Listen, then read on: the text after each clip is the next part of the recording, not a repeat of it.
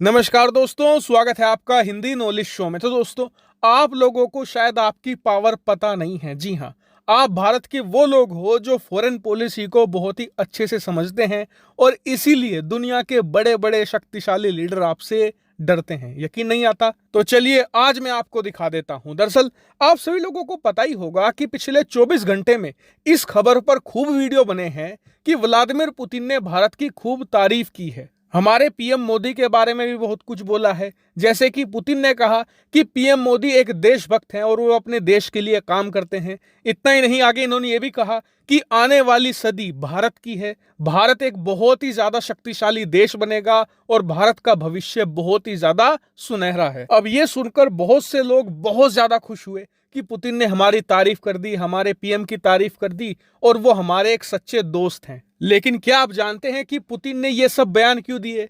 आपके डर की वजह से। दरअसल हुआ ये कि परसों व्लादिमीर पुतिन एक बहुत ही बड़ा अभिभाषण दे रहे थे और वहां पर उन्होंने चीन को लेकर बहुत कुछ कहा। जैसे कि स्क्रीन पर आप देखिए, उन्होंने चीन को अपना सबसे ज्यादा करीबी देश बताया, चीन के राष्ट्रपति शी जिनपिंग को अपना बेस्ट फ्रेंड तक कहा और यह कहा कि चीन और रूस का जो व्यापार है वो इतिहास में सर्वोच्चतम स्थान पर पहुंच चुका है और आने वाले समय में हम चीन के साथ ऐसी पार्टनरशिप करेंगे जो आज तक दुनिया ने नहीं देखी होगी। और देखिए, पुतिन ने यहां पर कुछ भी गलत नहीं कहा।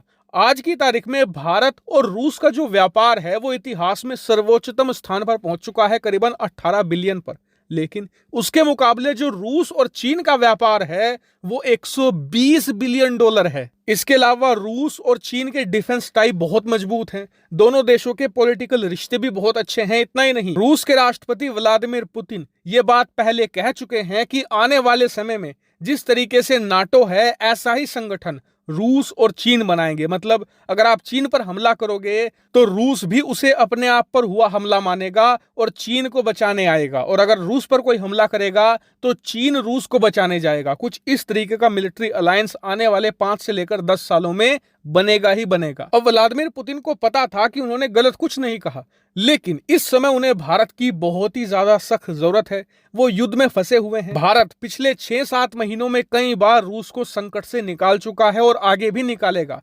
लेकिन पुतिन को यह भी पता था कि उनका जब ये बयान भारत में पहुंचेगा तो इसे खूब बैकलैश मिलेगा। भारत के वो लोग जो फॉरेन पॉलिसी को अच्छे से समझते हैं वो ट्विटर पर, फेसबुक पर और तमाम सोशल मीडिया पर खूब हंगामा करेंगे। फिर इसे भारतीय मीडिया उछालेगी जिससे भारत सरकार पर दबाव बढ़ेगा। फिर भारत सरकार भी कुछ बड़े बयान यहां पर जारी कर सकती है। ऐसे में पुतिन के इस बयान से रूस को नुकसान हो सकता था। इसीलिए समय रहते हुए व्लादिमीर पुतिन ने आप लोगों को संतुष्ट करने के लिए कि आप लोग खुश हो जाए और रूस की आलोचना ना करे चीन वाले बयान पर, यह बयान जारी करवा दिया कि भारत एक बहुत अच्छा देश है, भारत के प्रधानमंत्री देशभक्त हैं, भारत आगे चलकर एक शक्तिशाली देश बनेगा, जिससे कि आप लोग खुश भी हो गए। और इसीलिए मैं आपसे बार बार कहता हूं कि दुनिया का कोई भी देश या देश का शक्तिशाली नेता अगर भारत की तारीफ कर रहा है तो समझने की कोशिश कीजिए कि क्यों वो हमारी तारीफ कर रहा है, उसका क्या स्वार्थ है, ना कि आप इमोशन में बह जाएं। क्योंकि ये फॉर्मूला हमेशा याद रखिए कि जिस तरीके से